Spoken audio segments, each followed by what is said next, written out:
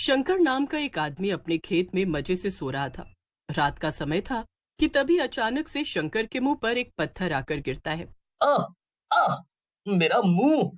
ये ये मेरे ऊपर पत्थर किसने फेंका? कौन है? कौन है?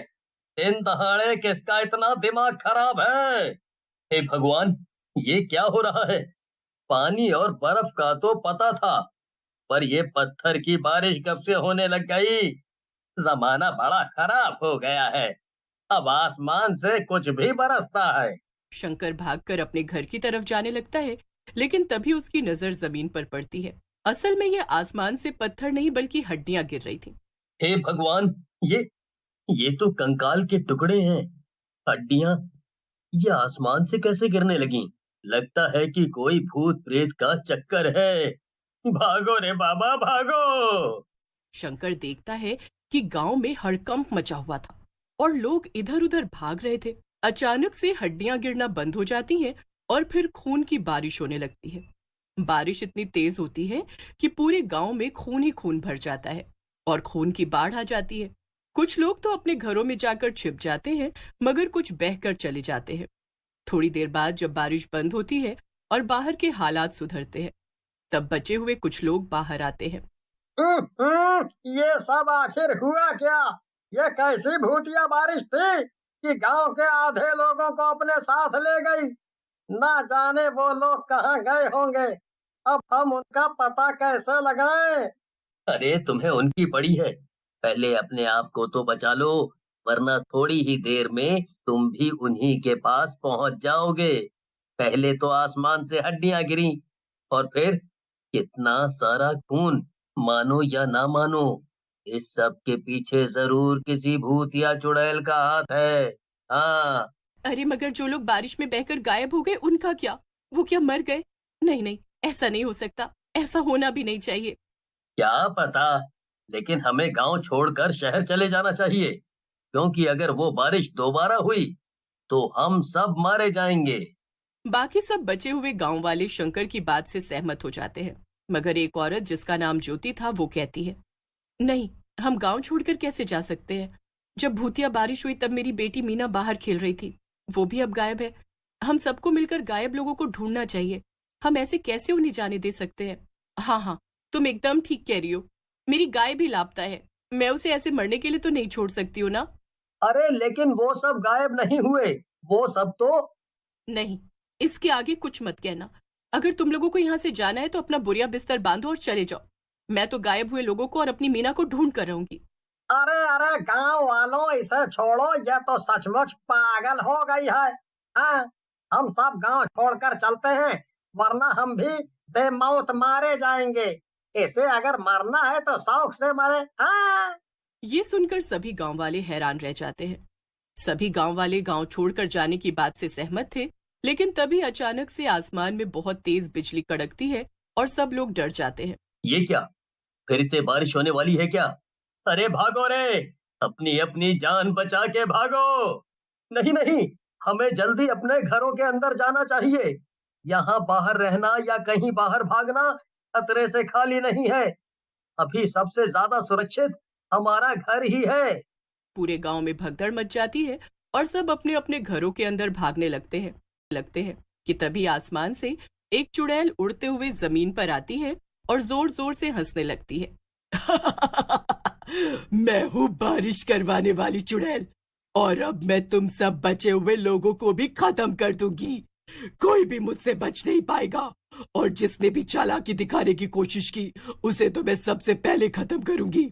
सभी लोग अपने अपने घरों में छिप गए थे, मगर वो खिड़की से चुड़ैल को साफ साफ देख पा रहे थे। शंकर और ज्योति साथ में ज्योति के घर में छिपे थे। वो जब खिड़की से बाहर बारिश की चुड़ैल की बात सुनते हैं तो घबरा जाते हैं। हे भगवान! ये तो सचमुच कोई चुड़ैल है। हमें जल्द से जल्द यहाँ से भागना चाहिए। मैं कब से एक ही बात कह रहा हूँ, मगर कोई भी मेरी बात पे ध्यान क्यों नहीं दे रहा है? क्या तुम सबको मरने का। अरे तुमने सुना नहीं? उस चुड़ैल ने क्या कहा? वो किसी को नहीं छोड़ेगी।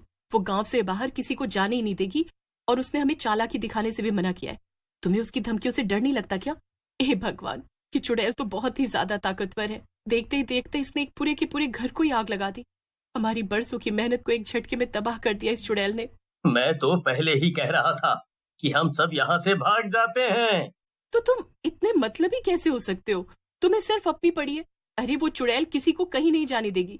अब सबको साथ मिलकर उससे लड़ना होगा। बाहर पत्थर, खून और आग की बारिश हो रही है। तभी उसका ध्यान सामने रखे सामान पर जाता है। ये क्या? ये तो छतरी बनाने का सामान है। क्या तुम छतरियां बनाते हो? क्या? हाँ, क्यों? तुम्हें इससे क्या? अरे पागल आदमी, बाहर हमें उस चुड़ैल की बारिश का खतरा है और बारिश बचाता है छतरी। इसका मतलब हमारे पास उस चुड़ैल से बचने का एक रास्ता है। वाह! मैं पागल हूँ या तुम? इस छतरी से तुम आग और पत्थर की बारिश से बचोगी?